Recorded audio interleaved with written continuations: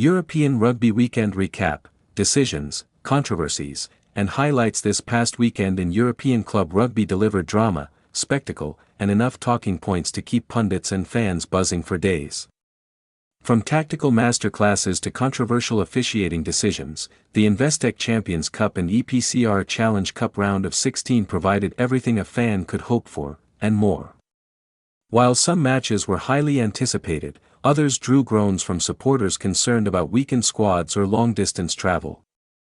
Yet, for all its ups and downs, European rugby delivered the excitement that had been sorely missed after a quieter pool stage. Bulls and Stormers show their strength. The weekend's narrative began with Leicester's trip to Bordeaux, a fixture that prompted collective groans across the rugby community.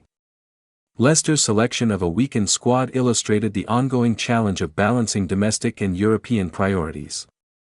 Meanwhile, South African teams have historically approached European away games with varying degrees of seriousness. This weekend, the Bulls arrived in Europe with 14 Springboks and showed their immense power, making a statement that underscored their intent. Similarly, the Stormers sensed vulnerability in Toulon and nearly orchestrated a famous win. The performances from these South African sides reinforced the idea that, while European away trips can be challenging, they are no longer mere formalities for top teams.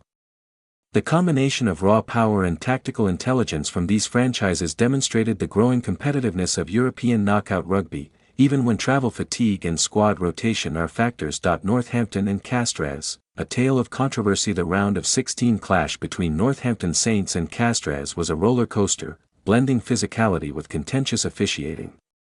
Castres, underestimated by some, proved they could withstand intense pressure, even when reduced to 13 players after a yellow card for Guillaume Ducat in the first half.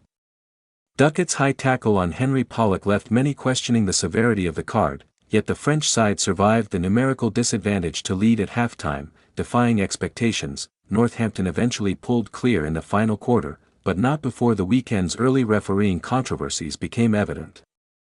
Saints fans erupted as Tyler Ardron scored an intercept try despite being offside, a call missed in real time and replay, highlighting the challenges faced by match officials in fast-paced knockout rugby. Meanwhile, Voit Karawalavu put Castres in front in the second half, though a pre-try knock-on was correctly identified belatedly. These moments illustrated how razor-thin margins and officiating decisions can influence momentum and fan sentiment. Bath vs Saracens, physicality over flair. The Bath Saracens encounter was a throwback to an earlier era of European rugby.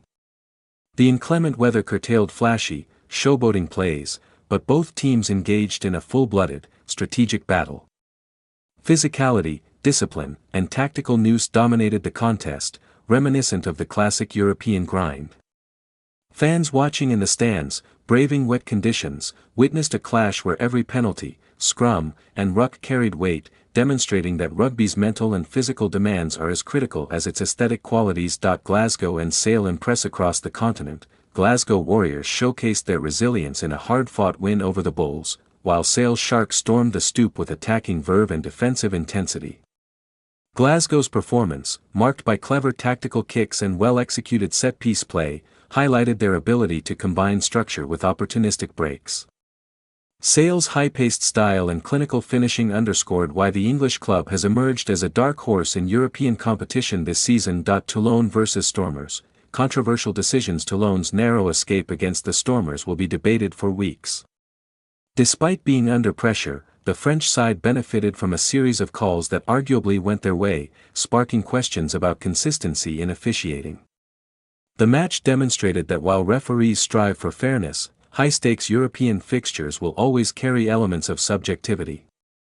Fans and pundits alike dissected key moments, noting that marginal calls often shape the narratives and psychological momentum of knockout rugby. Bordeaux vs Leicester, weakened but exciting. Predictably, Bordeaux's victory over Leicester was one-sided, but the game delivered highlight reel moments that reminded viewers why European rugby captivates audiences. Despite Leicester fielding a weakened squad, the visitors produced moments of individual brilliance, though they ultimately could not match the intensity or cohesion of Bordeaux. The match served as a reminder that even when outcomes seem predetermined, European competitions remain fertile ground for spectacular plays and surprise contributions. Match officials under pressure. The weekend was a challenging one for referees. Nika Amashukali, in particular, faced scrutiny after visibly being unsettled by contact from Josh Bayless, resulting in a staggeringly incorrect decision that left fans and commentators bewildered.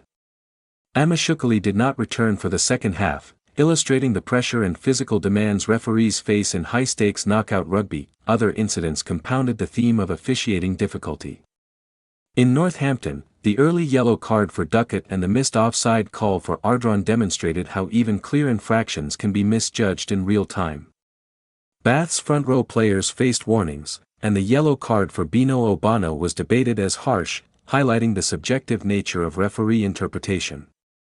Conversely, some decisions, like Gianluca Necchi's call against Rees Zammit or Pierre Brousset's management of Kanan Moody's tackle on Kyle Stein, were praised for accuracy under pressure. Tactical mastery and gamesmanship. Tactical awareness and gamesmanship were evident across multiple fixtures. Glasgow's kicker, Adam Hastings, employed a clever time management tactic by using nearly the full 60 seconds allotted for a penalty kick, effectively running down the clock before scoring. In Bordeaux, Leinster, and other fixtures, tactical kicking, intelligent positioning, and patient build-up play emphasized the cerebral dimension of the game. While some fans lament the lack of flamboyant tries, these contests showcased the intricate chess match that European rugby has become, where physicality, strategy, and mental fortitude intersect. Reflections on the weekend. Across the weekend, certain patterns emerged. South African powerhouses deliver. The Bulls and Stormers reminded European clubs of their physical and tactical prowess, reinforcing their status as formidable away sides. French dominance, Bordeaux, Toulon, and Castres all produced moments of brilliance, demonstrating the strength and depth of top 14 squads.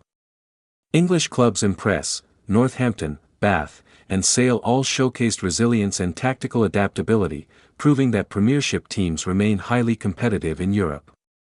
Officiating under scrutiny, referees faced immense challenges, with some decisions rightly questioned.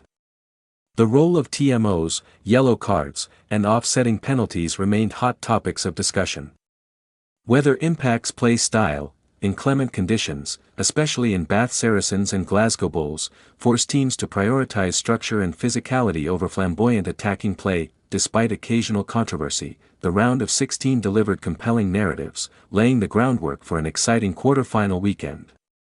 Fans can look forward to high-stakes rematches, thrilling pool stage rivalries reignited, and the drama that only knockout rugby can provide. Looking ahead, quarterfinals preview. The quarterfinals promise intensity, tactical battles, and the ever-present specter of officiating debate.